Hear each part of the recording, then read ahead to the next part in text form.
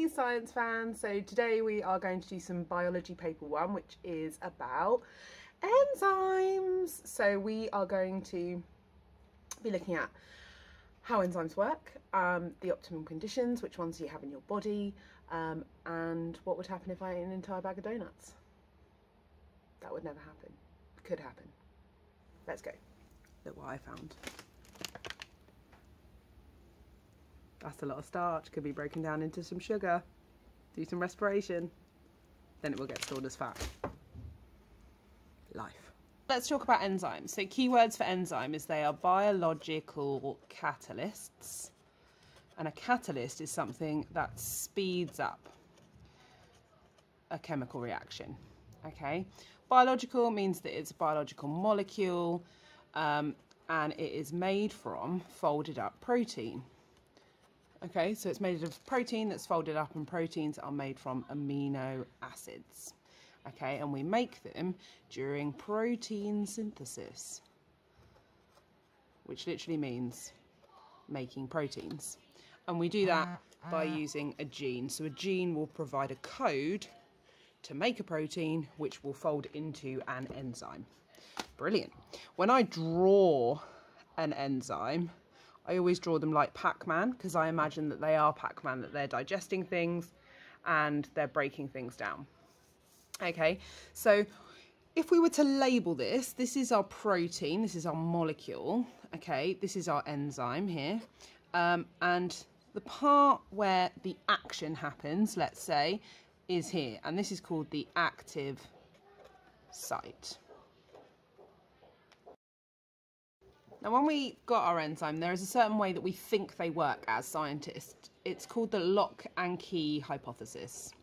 Okay, and this hypothesis suggests that enzymes are what we call specific. So only certain enzymes will break down certain chemicals. So we call the chemicals they break down substrates. And what this means is we think that certain substrates will fit into the active site like a lock and a key. Okay, and what happens is that the key goes into the enzyme to make what we call an enzyme substrate complex.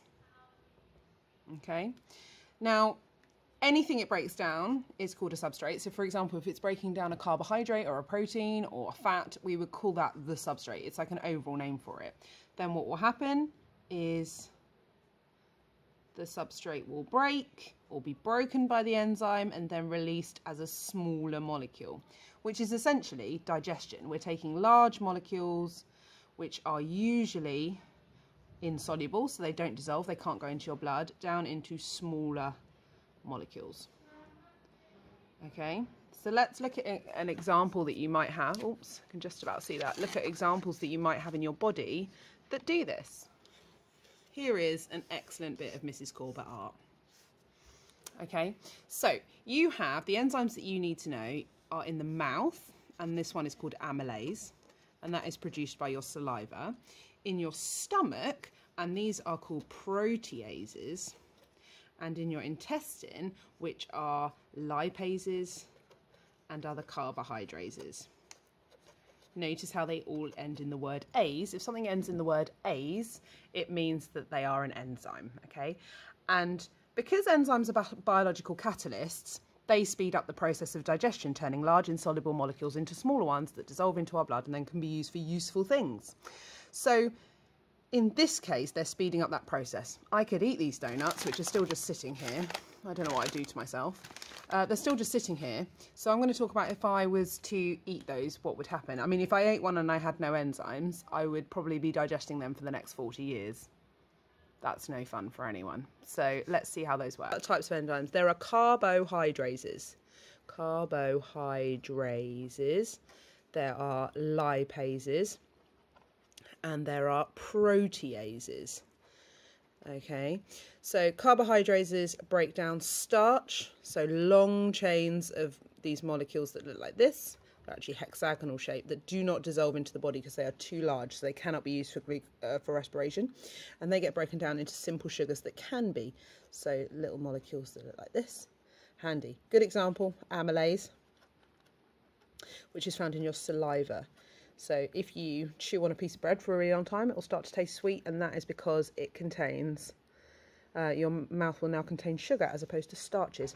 Lipases break down fats or lipids into fatty acids and glycerol, which are used for energy sources. So this one is used for energy and respiration. They are also used as an energy store and also for insulation. And then proteases are used to break down protein, which again are long chains, into amino acids. Again, they're used for things like growth and repair, and they're just sort of shorter sections. Fats look like this, and they get broken down into this. Little teeny tiny molecules. Okay, that is essentially the different ones you need to know. Notice they all end in A's. If it ends in A's, it's an enzyme. It's there to help make something a simpler molecule. Boom. That's essentially it for enzymes. There are some required practicals. So, for example, there's a required practical where you need to look at how the rates of enzyme activity is affected.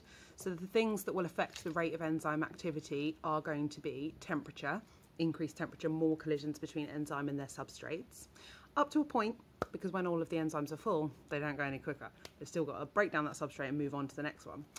Also the pH. Different enzymes work differently at different pHs. And concentration. The more molecules there are, the more chances there are of a collisions. Now, each enzyme likes its own particular conditions, and the condition where they work fastest is called the optimum. Okay, anything in temperature up to its optimum temperature means that the enzyme will be working more efficiently. If it's too low, it'll be working too slowly. If it's too high, we get something called denaturing. It's the same with pH. If it's too low, denature; too high, denature. And also, if the concentrations aren't great enough that there is a collision, then we won't have a reaction too. So let's look at denaturing, and then we're done.